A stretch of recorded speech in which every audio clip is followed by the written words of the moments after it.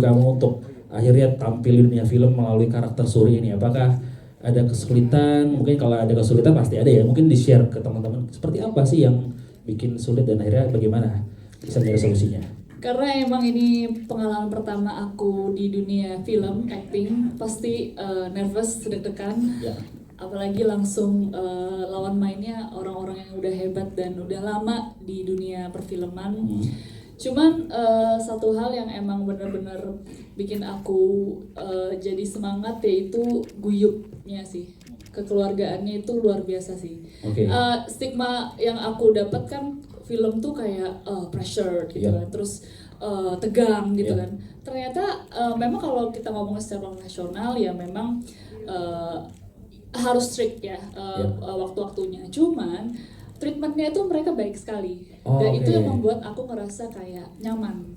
Jadi walaupun pressure-nya nggak kerasa karena kita fun, enjoy, bareng-bareng gitu soalnya. Yes, jadi ketika aku mengalami kesulitan dalam acting, semua udah well prepared gitu dari apa namanya produksi dan lain sebagainya.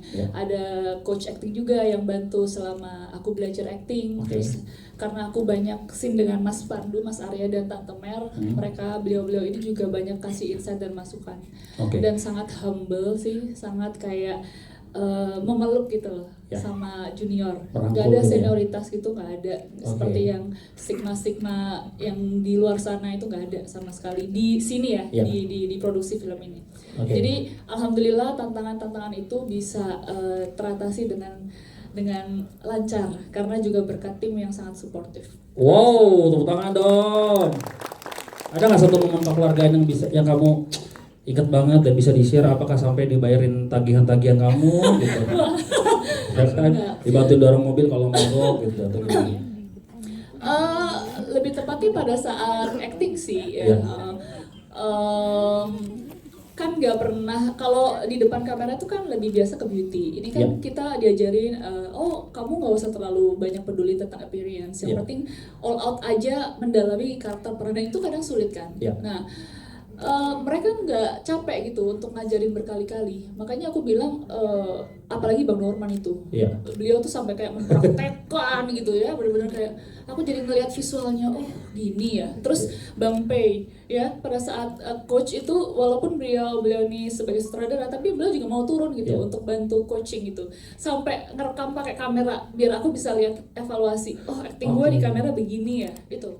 Makanya benar-benar kayak merangkul banget. Itu sih satu hal yang aku alhamdulillah banget dapat project pertama, tapi orang-orangnya sangat-sangat suportif semuanya, kayak all out gitu di project ini. Wow, akhirnya pada ngantri abis ini ikutan produksi Denny Siregar Production ya, karena sangat kekeluargaan. Oke, kalau dari Tante Mer, ini mungkin ada ya ketemu sama ada talent baru gitu. Aku sih setiap kali syuting masih enjoy aja ya, habitatku.